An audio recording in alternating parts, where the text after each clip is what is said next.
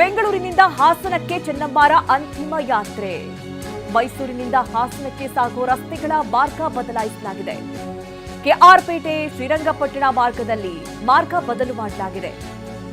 ಹಾಗೆ ರಾಮನಾಥಪುರ ಅರಕಲಗೂಡು ಮಾರ್ಗದಲ್ಲೂ ಕೂಡ ಒಂದಷ್ಟು ಬದಲಾವಣೆಗಳು. ಭಾರಿ ವಾಹನಗಳಿಗೆ ನಿರ್ಬಂಧವನ್ನ ವಿಧಿಸಲಾಗಿದೆ. ಮೈಸೂರು ಜಿಲ್ಲಾಡಳಿತ ಈ ಕ್ರಮವನ್ನ ಕೈಗೊಂಡಿದೆ. ಎಲ್ಲಾ ರಸ್ತೆಗಳ ಮಾರ್ಗ ಬದಲು ಮಾಡಿದೆ ಜಿಲ್ಲಾಡಳಿತ. ಆದೇಶ ಉಲ್ಲಂಘಿಸಿದ್ರೆ ಕ್ರಮ ಕೈಗೊಳ್ಳುವ ಎಚ್ಚರಿಕೆಯನ್ನು ಕೂಡ ಕೊಟ್ಟಿದ್ದಾರೆ. ಮೈಸೂರು ಜಿಲ್ಲಾಧಿಕಾರಿ ಜಿ ಲಕ್ಷ್ಮೀಕಾಂತ್ ರೆಡ್ಡಿ ಬಗ್ಗೆ ಆದೇಶವನ್ನು ಹೊರಡಿಸಿದ್ದಾರೆ. ಈಗ ಅಂತಿಮ ಯಾತ್ರೆ ಸಾಗೋ ಮಾರ್ಗದಲ್ಲಿ ಸಾಕಷ್ಟು ವೆಹಿಕಲ್ಸ್ಗಳ ಓಡಾಟ ಇದ್ರೆ ಸಾಕಷ್ಟು ತೊಂದರೆ ಆಗುತ್ತೆ. ಹಾಗಾಗಿ ಒಂದಷ್ಟು ಮಾರ್ಗವನ್ನ ಬದಲಿ ಮಾಡುವಂತಹ ಕೆಲಸವನ್ನ ಜಿಲ್ಲಾಡಳಿತ ಮಾಡಿರುವಂಥದ್ದು.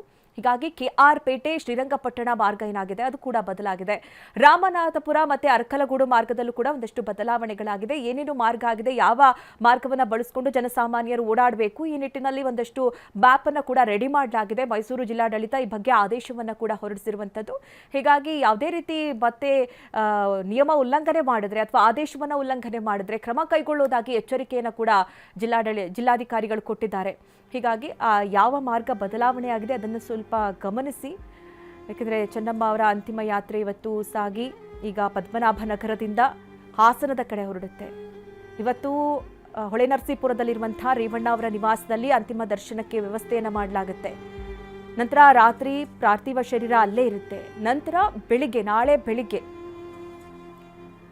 ಪಾರ್ಥಿವ ಶರೀರವನ್ನು ಅವರ ತುಂಬ ಇಷ್ಟವಾದ ಜಾಗ, ಅದು ರಂಗನಾಥ ಸ್ವಾಮಿಯ ಬೆಟ್ಟ ಏನಿದೆ ಅದರ ತಪ್ಪಲಿನಲ್ಲಿ ಇರುವಂತಹ ಜಮೀನಲ್ಲಿ ಅಂತಿಮವಾದ ವಿಧಿವಿಧಾನವನ್ನು ನೆರವೇರಿಸಲಾಗುತ್ತೆ. ಚೆನ್ನಮ್ಮ ಅವರಿಗೆ ಮತ್ತೆ ದೇವೇಗೌಡರಿಗೆ ಇಬ್ಬರಿಗೂ ಕೂಡ ತುಂಬ ಫೇವ್ರೇಟ್ ಸ್ಥಳ ಅದು ಅಂತಾನೆ ಹೇಳಲಾಗ್ತಾ ಇತ್ತು. ನಿನ್ನೆ ಕುಮಾರಸ್ವಾಮಿ ಅವರು ಕೂಡ ಮಾತನಾಡುವಂಥ ಸಂದರ್ಭದಲ್ಲಿ ಅದೇ ಮಾತನ್ನೇ ಹೇಳಿದ್ರು. ಅವ್ರಿಗೆ ತುಂಬ ಇಷ್ಟವಾದಂತಹ ಜಾಗ ಅಂತ ಅಂದರೆ ರಂಗನಾಥ ಸ್ವಾಮಿ ತಪ್ಪಲಿನಲ್ಲಿರುವಂತಹ ಆ ಒಂದು ಜಾಗ. ಹಾಗಾಗಿ ಅಲ್ಲೇ ಅವರನ್ನ ಅಂತಿಮ ವಿಧಿವಿಧಾನವನ್ನು ನೆರವೇರಿಸಬೇಕು ಅನ್ನುವಂಥದ್ದು ನನ್ನ ಅಭಿಲಾಷೆ ಅನ್ನುವಂಥ ಮಾತನ್ನು ಕೂಡ ಹೇಳ್ತಾ ಇದ್ರು. ಅಲ್ಲಿರುವಂತಹ ದೇವಸ್ಥಾನಕ್ಕೆ ಪದೇ ಪದೇ ಚೆನ್ನಮ್ಮ ಅವರು ಭೇಟಿ ಕೊಡ್ತಾ ಇದ್ರು. ಸಾಕಷ್ಟು ಹೊತ್ತು ಪೂಜೆ ಪುನಸ್ಕಾರದಲ್ಲಿ ಭಾಗ್ಯ ಆಗ್ತಾ ಇದ್ರು. ಹೆಚ್ಚು ಸಮಯವನ್ನು ಅಲ್ಲಿ ಕಳೀತಾ ಇದ್ರು. ಅವರಿಗೆ ಶಕ್ತಿ ಇದ್ದಂತಹ ಸಂದರ್ಭದಲ್ಲೂ ಅಂದರೆ ಅವರು ಆರಾಮಾಗಿ ನಡ್ಕೊಂಡು ಹೋಗ್ತಾರೆ ಅನ್ನುವಂತಹ ಸಂದರ್ಭದಲ್ಲಿ ಸಾಕಷ್ಟು ಬಾರಿ ಅಲ್ಲಿ ಹೋಗಿ ಬರ್ತಾ ಇದ್ರು ಅನ್ನುವಂತಹ ಮಾತುಗಳು ಕೂಡ ಕೇಳಿ ಬರ್ತಾ ಇದೆ. ಹಾಗಾಗಿ ಅವರ ನೆಚ್ಚಿನ ಸ್ಥಳದಲ್ಲೇ ಅವರ ಅಂತಿಮವಾದ ವಿಧಿವಿಧಾನವನ್ನು ನೆರವೇರಿಸಬೇಕು ಅಂತ ಹೇಳಿ ಕುಟುಂಬಸ್ಥರು ಅಂದ್ಕೊಂಡಿದ್ದಾರೆ.